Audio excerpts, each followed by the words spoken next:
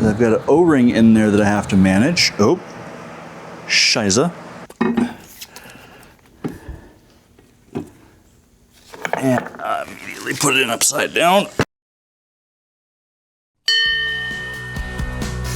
I'm Jerry. I'm Sean, and this is our not currently sailing catamaran, Rome. We've taken on a huge refit involving every system on the boat, turning her into exactly what we want. Let's jump back into the episode to see what project we're tackling this time. All right, well, it's time for step one on getting this engine serviced. We're doing major maintenance on the engine. We're not doing a rebuild. We've talked about this a bunch. We showed you the strip down before. We'll leave a link here so you can see the tear down. We did that a while ago. And I'm just getting into cleaning this thing up to put it back together so we can get it back in the boat. It's that time. And as you can see, there's a lot to do. So this 4JH4 75 horse Yanmar has a lot of parts off of it right now. And you can see there is a lot of rust. There were a lot of leaks at different points. And this thing has definitely seen better days on the outside. On the inside, 4,700 hours, it has a lot of life left in it yet. And so my job now is to clean this thing up so I can start putting parts back on it. Next thing up is a whole mess of simple green. I'm gonna start off by just soaking the top and the outside, let the simple green run. I've got this great carpet on the floor that soaks oil and moisture so nothing goes through to the concrete underneath. All right. Now, what do I have for brushes? This one looks like it's been used a good bit doing this kind of stuff, so I won't wreck it. Man, there is a lot of junk, a lot of crap on this. Hopefully this first step with simple green will get this loose enough that I can do a whole lot of wiping. God, this is so nasty. Get some of this off of here. Now, I think I've said a number of times, these things really are just little tractor motors, and they'll run a long time if you take care of them. And one of the biggest problems I always see with boat power plants is that they're not clean. Some people think that's a little bit ridiculous. Who cares if it's clean? The reality is, if it isn't clean, you can't tell if there's a leak.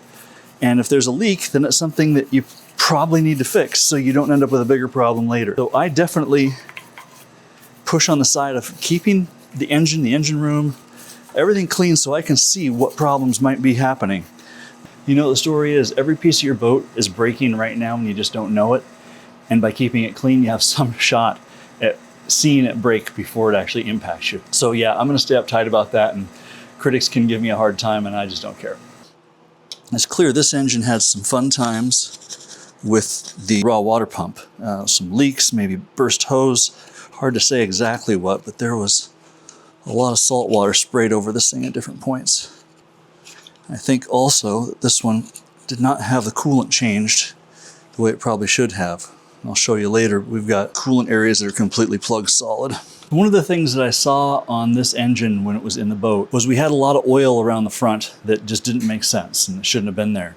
And that's a good sign of a leaking front main seal. And that's this seal right here. It's a rubber seal that goes around the crankshaft and it gets the flywheel pulley on it. All this oil in here, this is a result of leaking oil from the main seal and belt dust from the alternator water pump belt. And so it just makes a huge mess on this. We'll replace this main seal. I had that in the works already, so we've got the main seal. But you can see what a mess this makes. Replacing it is really simple. I'll film that when I do it. But the cleanup now is just unfortunate and it's unnecessary. All right, so we're on to the injector side of the engine. And there's a lot going on over here. So this is where the oil filter spins on. This big hub right here is an oil cooler. So coolant from the engine goes in here, out here, and back up to the engine. Coolant is coming out of here.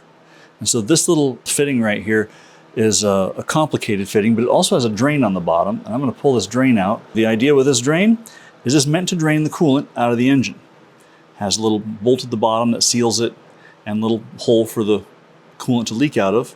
But that is what the inside looks like. It's solid. There's a lot of coolant that didn't get circulated, didn't get cleaned out. This is the injector body over here. This is a wax device that adjusts the idle based on the temperature. When the engine gets warm or when the weather's warm, the wax in here gets soft. When the coolant goes through it on these two tubes right here, it treats the engine like it's hot and it doesn't add as much fuel or advance as much fuel. And the problem that we have is this. As you can see, hopefully, they're corroded, their coolant is solid in there. There's no getting the coolant out no matter what we do. So I'm not sure I'm even going to be able to hook that back up on this one because of the amount of damage. And that's probably fine because we're in warm weather and warm water. We don't really need the advance, but I'll have to do a little bit of investigating and make sure I get that right. Let's get to the inside of this oil cooler and see what we have. I've tried to get as much of the oil out of here as I could so I don't make too much of a mess. And this is just a simple copper heat exchanger that lets coolant go through and pass through copper coils, and then the oil passes through the oil filter and this housing and gets cooled by the engine coolant. This side we can see is open, and this side we can see is not. That is just a solid plug, which means that this oil cooler has been doing exactly nothing. But we've got it off now and we'll get it cleaned out. When it goes back on, we'll have full flow through there. And then this engine will probably run a little bit cooler, a little more comfortably. Okay, just one more piece to take off of here. It's the valve cover, or the bonnet. I don't know why they call it a bonnet, but that's what they call it. I've had these loose for a while. Now let's take them out the rest of the way. These are the injector caps. After this, there's just some small bits of hardware to take off and that we're going to clean up and repaint. We'll adjust the valves and we'll start putting it back together. There are a number of different tools you can use to remove a seal. I picked up one that is an attachment that goes on a ratchet, so we don't have another big tool. It's just a little tiny piece. I'm going to pull this oil seal out. Hopefully, I'll get a good clean removal. Yep, there it is. It's that just simple. You can pull them out with a screwdriver or any number of other things. That came out actually easier than I think it should have. And looking at the inside, I can see where on the bottom we have oil just stacked up here where it should be clean. And if I turn it around, we can see there is no oil on the seal anywhere else. So it was definitely leaking out the bottom of the seal just like I expected. It'd be good to replace that. Well, the cleanup on this engine has gone a lot longer than the other one. And through that process, I've been able to determine that at some point this engine was fairly submerged in salt water or completely sprayed with salt water, but I think submerged is more likely, at least partially. The internals look good still, but there is a lot of rust, a lot of corrosion on the bottom. The oil pan has significant corrosion on the bottom of it, and so I've had to do a lot of wire wheel work, a lot of grinding, sanding, and cleanup just to get to a point where we can start putting it back together. First step there today is we're gonna check the valve lash and adjust that where it's necessary. And that's a pretty simple process outlined in the Yanmar manual. I'll turn it to top dead center on number 1, where the valves should be closed and have maximum lash. And I'll get the feeler gauge in there and see what we have. Hopefully, I'll be able to grind this out and we'll get it done pretty quick. So the first step is to rotate the engine until I find the top dead center mark for the number 1 and number 4, I think. So I'm gonna rotate this around nice and slowly. I'm watching the flywheel. All right, there's 15, there's 10, and there's my 1 and 4. So now the engine should be aligned to top dead center on number 1 and number 4 cylinders. So we'll go up and check the valve lash and see how it looks. We're looking for 0.15 to 0.25 millimeters of lash under the push rods. I'm going to use 3 different feeler gauges, a 0.15 millimeter, a 0.20 millimeter, and a 0.25. We're going to check the 0.2 right out of the gate and see if that's going to work on any of these, if we have that much clearance. And the issue is if we don't have enough clearance, the valves don't stay open long enough and we get an incomplete combustion cycle. Well, that went really well. We only had a couple valves that were out of spec. The rest of them were in good shape. So with the valve lash adjusted, I can legitimately start the reassembly. Well, now we've got the valves adjusted. Time to start working on the wiring harness. Get the wiring on before we start getting all the other components on, so it's easier to get all this stuff in place. So I'm gonna just set this in place, grab components, which on this diesel engine, the electrical components consist of a Bosch relay and a solenoid for the starter. That's the bulk of it. One of the biggest challenges we run into is getting all the wires where they need to be so they can connect up to the right sensors and everything else, and tracing them through behind everything. I've got some long, bendy forceps, and I'm going to pull that around. When we left off, I had started installing wiring harness on this thing, and I discovered there was a lot more corrosion than initially thought, and I ended up having to do a lot of wire wheeling and sanding and degreasing and oiling to get things cleaned up and get painted. And now we've got fresh paint and we're beautiful. Along the way, I found that the ACSD, the automatic cold start device, was just not going to work out. And so I have that portal open on the injector pump right here, and I have machined a trial piece to go in there, and it fits like a charm. And so I'm going to, they put an aluminum cap right on that, and there's an O-ring seal, and we'll have a cap for that. So moving forward, it's time to start assembling this thing. I think it's easier if I work from the bottom up and from the inside out so that I don't bury things that are going to be hard to get to. So I'm going to start with the dipstick for engine oil, and it gets a banjo bolt and a couple of copper crush washers. Doesn't take much, pretty easy, should just take a minute. My habit is to get all of the nuts and bolts on before I make them tight. So I've got a better shot at getting them all in place. There we go. Dipstick installed. Well, next up, let's take some more low-hanging fruit, and that's going to be a motor mount. And these guys, since they're 12 millimeter bolts and they take a lot of strain, they actually get torqued to, what am I going to go to, 91? What did I choose here? Yeah, 91.5 Newton meters. Frickin' tight. That's where we're going, frickin' tight. Notice that some of these bolts are shiny and new. This engine, with all of the salt exposure it had, a lot of the hardware was really just junk and trashed. So it gets shiny new bolts. Picked these up from McMaster Car. They're grade 8.8, so they're within spec. They're zinc plated, which is what Yanmar calls for, and it's a hell of a lot cheaper than buying them from Yanmar.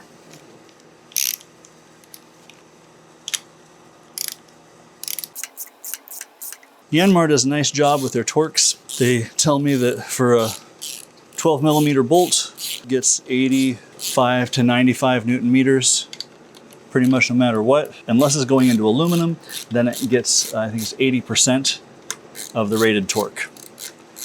So it's easy to figure out what you need to do. There it is. All right, motor mount, woohoo! I think next is gonna be the oil cooler.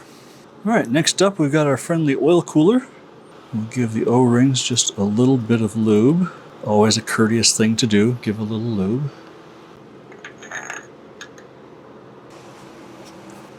Okay, get the alignment right.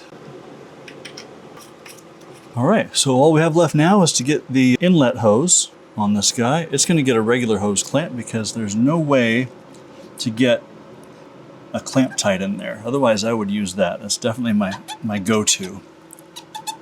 Okay. Should have put the oil cooler in before I put the dipstick in. Try as I might, I still make it harder on myself than it has to be. Okay, good and snug. All right, almost done on this side. Next up, we have the throttle cable clamp. This just clamps the housing down on the throttle cable so it can't move around when the inner cable's moved to open and close the throttle. Pretty straightforward. And I won't tighten this very far. I'm just gonna put the screws in enough that they're not gonna come loose while we're transporting, because this will get moved around once we're in the boat and have the cable in place so we can get the cable adjusted correctly. So I've got a little vacuum hose that needs to go here, and fuel line goes here. But I've got more stuff that's going on the front of this engine, so I'm not quite ready for that yet. I've also got two brackets that go here to lock the injector lines in place. Not ready for those yet either. I need to put the top on this motor. All right, next we've got a vacuum booster hose. And this is just super simple. This guy just threads on top of this diaphragm area here.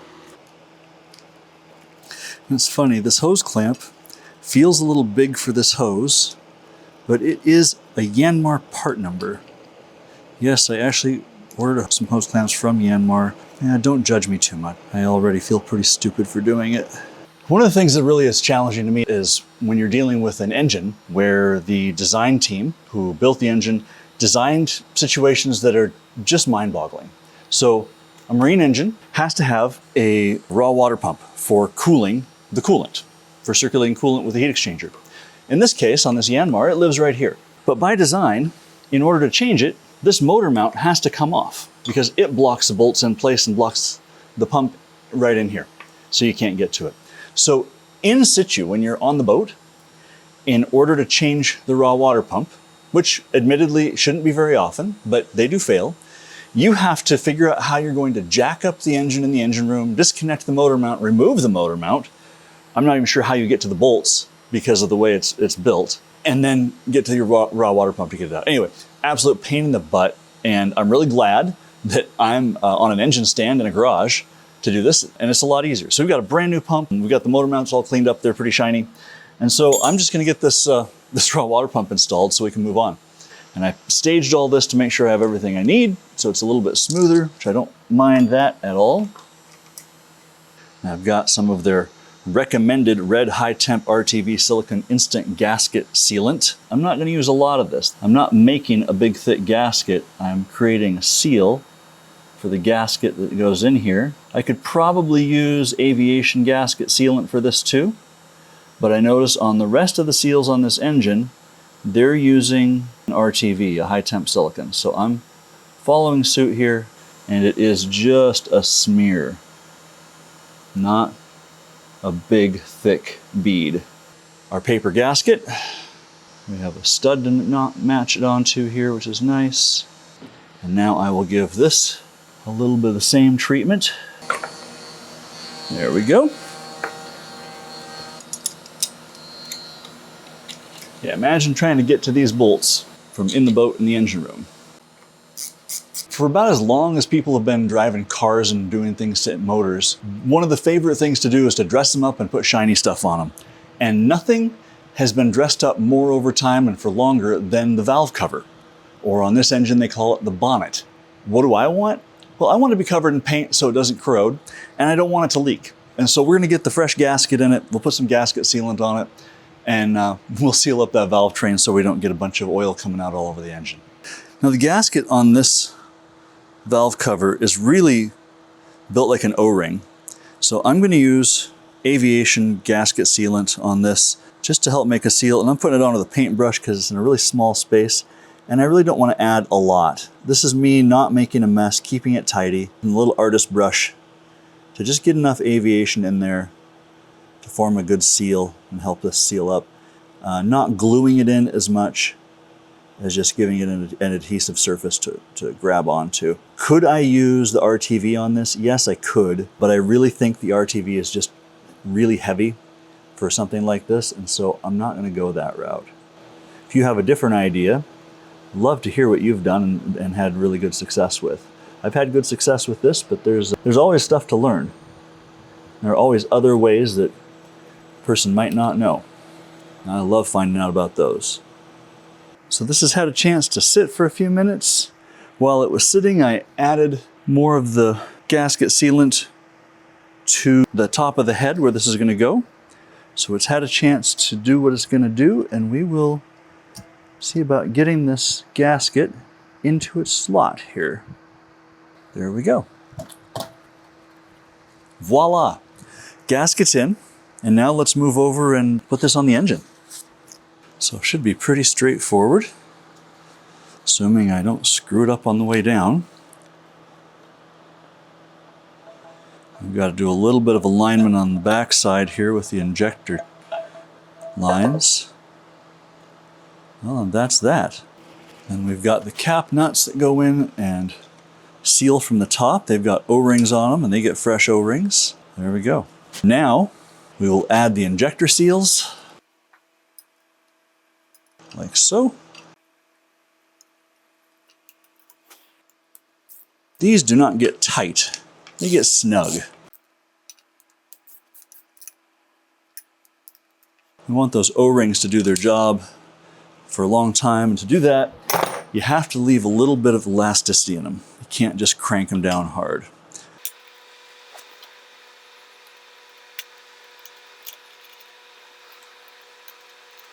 Now I'll see if I can push these seals in, because that's what keeps the oil inside this valve cover where I want it.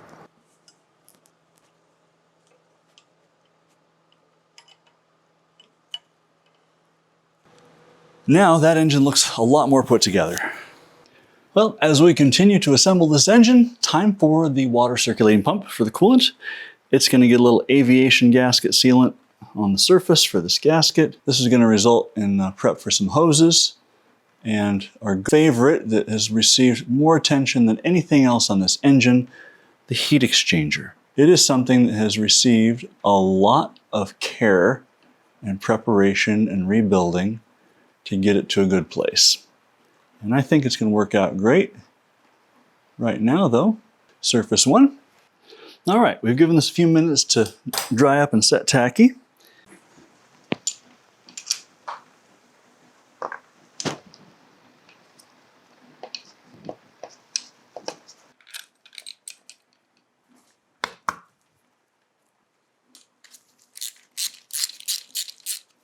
All right, one more major component on the engine. Next up, it's time for the thermostat to go in.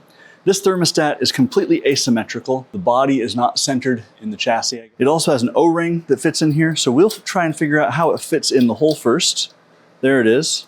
So I can line it up, and I see that the little float valve there aligns with that side. So I can set the O-ring in here, then set the thermostat in. Now that's good. Next, we're going to use some of the red, some of that RTV. I do that because while the water pump body is brand new and perfectly smooth, the cap is not. It has a little bit rougher of a surface. And so I'm going to give us just a little bit more of a gasket-like seal and probably use this a little bit differently. Still going to use it as a seal, especially on this side.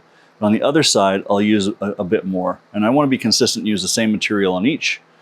So we're going to give this just the tiniest little smear of RTV red. My hope is I won't be back into this anytime soon. That this will be something that just rides for a good long time. We'll do the same thing on the housing, except a little heavier because it's a little rough. Now you might be thinking, couldn't you machine that down or sand it and make it smooth? You know, I did sand it and made it smooth. I just don't want to take too much material off of it. There's probably, you know, a little bit of tolerance to remove some material, but I removed a good bit getting it smooth and don't want to take it further than I have to. So on this one, we're not going to torque it. We're going to tighten it a little bit, and then we're going to let this RTV cure after we've got it touching. And once it's cured for a while, I'll come back and then I'll tighten it the rest of the way.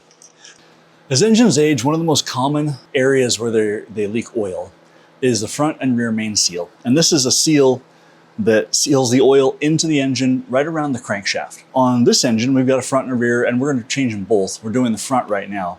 The front is relatively easy to change. The rear, when it's in the boat, is far more complicated. Out here, it's not so bad. The front one though, if you got an oil leak up front, God, check that out, because changing the front main seal, it really is not that complicated.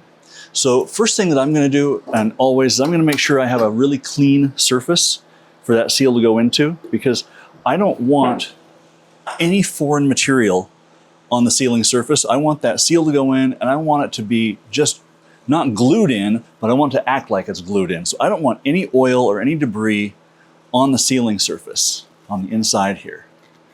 And so I run some denatured alcohol around here and make sure it is just squeaky, squeaky clean. And I'm not getting any oil residue.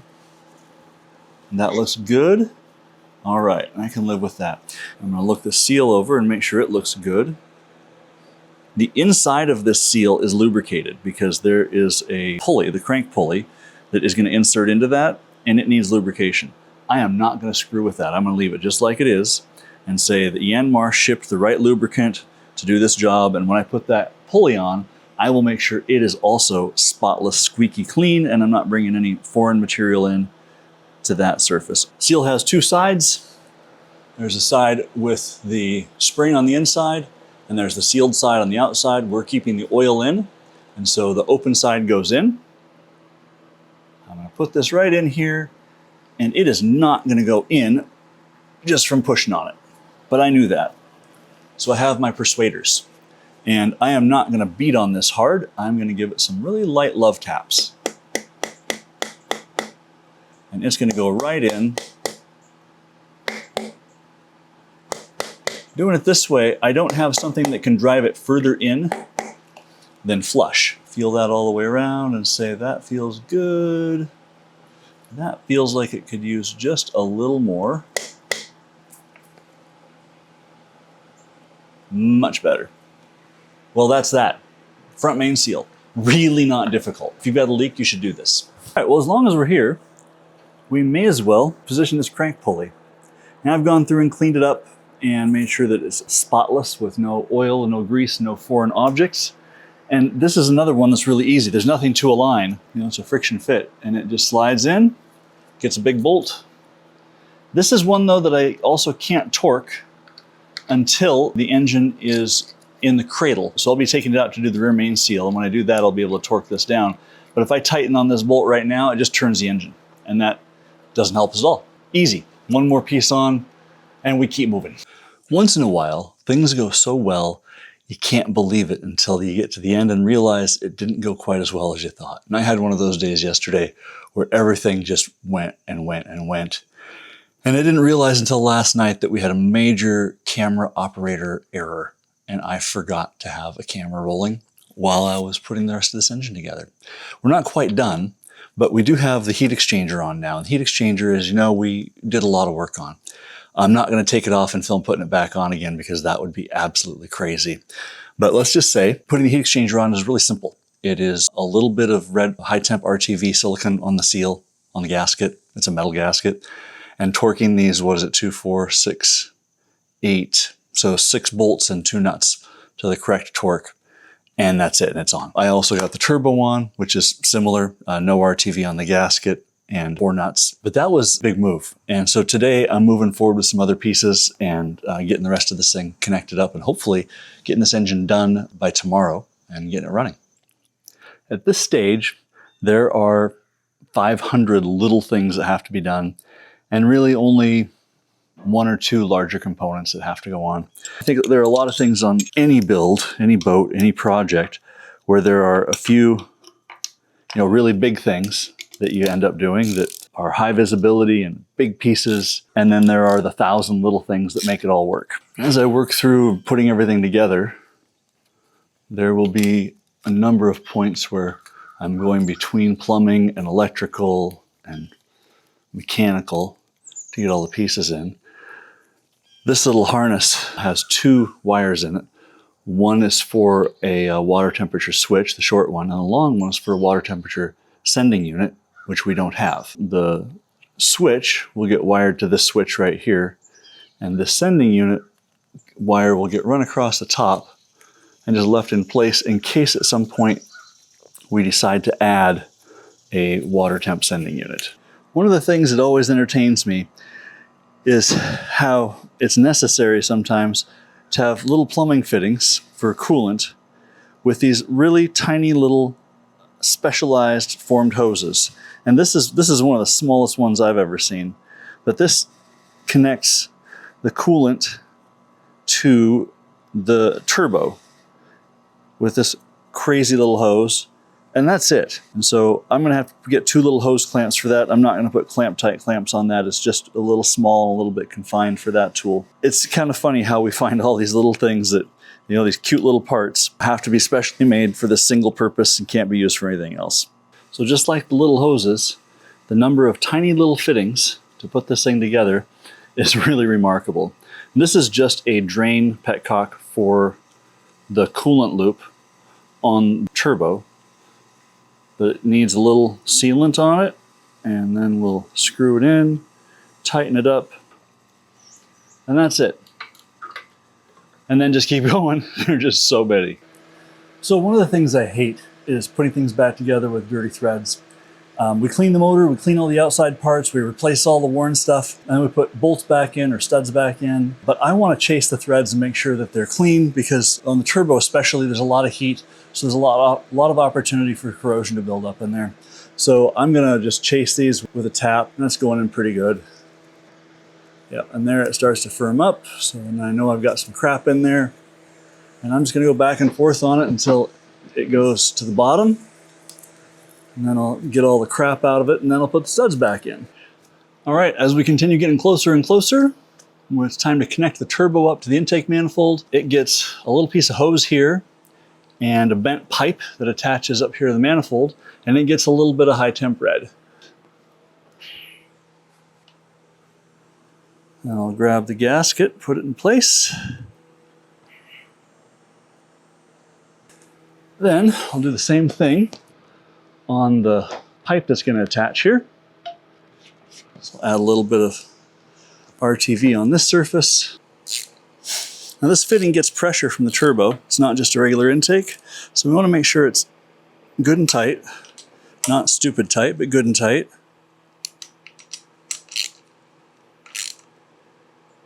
All right, so 2 hose clamps here, and that's an intake. But with just a few things left to attach and 1 part waiting to get shipped to us, which is the alternator, which will live right here, I have just some hoses to connect, and we're gonna be wrapping this thing up. One of the things I wanna mention that we use frequently, instead of traditional hose clamps or Jubilee clips, as they're called outside the US, we're using 316 stainless wire and a tool called a Clamptite.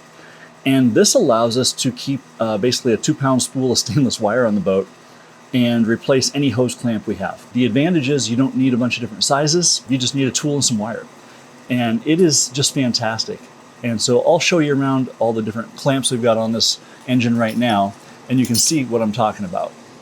One of the biggest advantages the Clamptite offers is that there's no sharp edges. So you can see the wires folded over right here, and I can run my thumb on that. I can run my delicate skin on that. I'm not getting cut by that, which your Jubilee clips, you end up with that tail that sticks out from the screw, and it just tears you up. It also is a really clean installation. I really love how this looks. It's tight. If you wonder about pressure, is it going to hold the pressure? These are insane. These hold far more pressure than a regular hose clamp or Jubilee clip. And you can see it's really clean. This one has to go on here yet. I haven't put that on yet because I'm still doing some work in this area, but it's really, really something. And even on really small hoses, right? You can see this is a tiny little hose, and we've got the Clamptite in here, we got the wire in here, and it works really, really well. So this is worth looking at. We've got a link down in the description. And we do have an affiliate link. So if you buy something from these guys, you're not paying more, but we get a buck from it. If you're gonna get one of these, get one from our affiliate link. Anyone who owns a Yanmar engine eventually gets into the mixing elbow. And this elbow is where the exhaust comes out of the turbo and gets raw water injected into it to cool the exhaust through the rest of the exhaust system. And so the raw water coming out of the engine is what's keeping the engine coolant and everything else at normal temperature. But this guy tends to get coked up. On the inside, you can see this one's really clean. It's a brand new one from HDI. They make a stainless model. There are cast iron ones, there are aluminum ones, there are even cast bronze ones, depending on the engine you have and when you got it. This is a really nice one. I really like the stainless. They last a long time. The thing that is the key, and this is what happens on sailboats, is that a lot of times people will only run their engine a little bit and for a few minutes and not very hot. And so this gets all full of exhaust contaminants that get built up on the inside and ends up getting blocked. And so the exhaust gas can't get through and you end up with a problem with the engine where it just isn't running well. It's easy to fix. Anytime you run your engine, get it up to temperature and run it hot for a few minutes. That's it. Throttle it up halfway, 65, 75%. These things love 80% load. So run it for 15, 20 minutes. Make sure it gets good and hot and then shut it off. And that's gonna blow all the crap out of this. It's gonna make it last a lot longer. All right, so we've got a gasket. We're not putting anything on this gasket. The recommendation on this is it doesn't need anything. And I've got 3 little nuts. We'll tighten this thing up. And that'll be about the last thing we do on the stand until we have the alternator. So that's pretty good. We're in pretty good shape. So one thing that's interesting about these marine engines is the air cleaner is really just a mesh filter. What's interesting and new with this one is the new screen, the mesh screen that's in here, is plastic. The last ones that we had were metal. So we'll see how this fares and how long it lasts. Maybe it's gonna end up having to be changed more often, or I'm gonna go back and try to find an old one. Also, we're not putting Clamptite clamp on this. We're using T-nut hose clamp, a solid 3/16 stainless one. Since it's metal to metal, I really want to be able to get a lot of force on this to make sure that it stays in place and we don't have any silliness. We also have one hose to add to this that goes from the top of the bonnet with a valve cover to the top of the air filter, and this is the crankcase breather, so it's taking oil, mist, and air that's displaced inside the engine as it operates and running it back through. I really hate this. It's an emissions thing that has to be done, but it also helps keep the oil mist out of the engine compartment, which is good. I just wish we had a better way of dealing with it. Well, we've done everything we can do on the engine stand for now, but there's some stuff we can do on the back of the engine that we can't do on the engine stand. So I've got to lift it and get it back on its pallet so we can take care of the back end of the engine. Almost forgot. I need to add some motor mounts.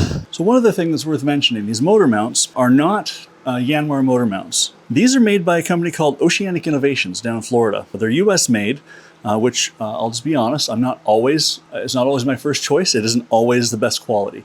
Sometimes it is, sometimes it isn't. These though are stainless steel and urethane. And that's a huge advantage. And these look like they're really well made. We've never tried them, so this is going to be our first run with them. Both Yanmar and Ellenbogen are using regular rubber and regular mild steel for their motor mounts. And that's, it's tried and true. It's been used for years, but urethane and stainless is definitely an upgrade. If you don't know, regular rubber, Boona rubber or Bonnet rubber, is damaged by petroleum. So any oil that gets on it causes it to soften and weaken over time. And also mild steel in a boat makes no sense at all, especially when it's down at the bottom of the engine where it's more likely to have some salt water get on it. Anyway, so I'll put a link below for these guys. Not sponsored. We paid full freight for these, and we'll see how they go. They look really well made though, and they feel great. So we'll find out in time. So on the back of the engine, we have three things to take out. We have a vibration dampener down here in the middle. The large piece is the flywheel, and then behind that, we have a rear main seal, an oil seal that has to come out. So the first thing is to get this vibration dampener out, and I'm not sure if we're going to be able to get these bolts loose easily or not. Well, I got that one turning. Well, there's two. That's three. This is going all right. I should never have said that. Okay, 4, 5. I couldn't imagine doing this in a boat. My God. 6. I think we're good. It's clear there's been a ton of salt water in here. This is definitely not how it should be. It should be a lot cleaner than that. So we'll get it cleaned up and we'll keep the damn salt water out. All right, all the bolts are out. Let's see if we can get this vibration dampener off. Just a little bit of prying. There we go. And just what we expect, more rust behind. And 6 more bolts. Those are going to be a little bit more work to get loose. And there we go. Nice and heavy. Oh yeah, very rusty. Interesting, I can see a really clear line here, which makes me think that's what it might have been submerged to at one point. And here's our oil seal. I can definitely see signs of leaking, so not too soon to get that thing replaced. All right, well, after a tremendous amount of scrubbing and degreaser and water rinsing and wire brushing, I've got this cleaned out pretty well, and I'm ready to pull out this main seal on the crankshaft. So we'll get the seal puller on the ratchet, see if we can get this thing out of here. It's worth noting there's definitely no saving these or taking them out with this and reusing them. It is absolutely destructive. It's important to make sure that you don't go through the seal and end up gouging the sealing surface. That would just make a bunch more work. There we go. Got it. One very destroyed seal. So now we'll clean this up and we'll put the new one in. We'll put this thing back together and we'll be done with the back end of this motor. I'm using a little bit of brake cleaner on this to remove any oil. All right, we look good. We've got our fresh seal.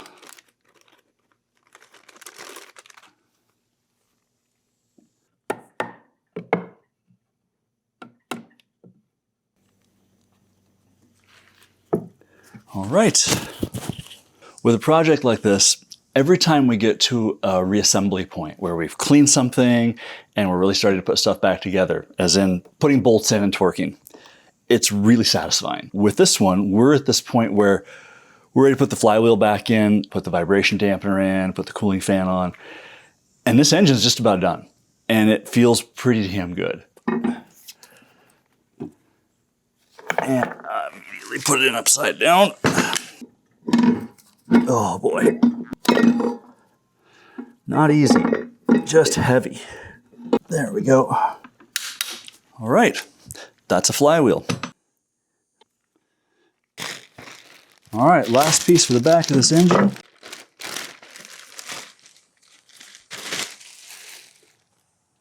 This thing's pretty straightforward. It really is just a fan. And that, as they say, is that. We're gonna leave this here for now. The engines are done and moved. We're done in the garage. Hope you found some of this information useful and interesting, and we hope you enjoyed the video. And if you did, give us a thumbs up. We like that. If you haven't subscribed yet, why not? It's an easy way to find out what's coming next and when we're hitting. We're gonna be doing some interesting stuff, putting these engines in the boat and putting them in place. You'll wanna come along for that ride. Until then, leave us an emoji if you got this far, not the poop emoji, and we'll see you next time. Bye. For about as long as I can remember and long as I know, one of the people, wow, try that again.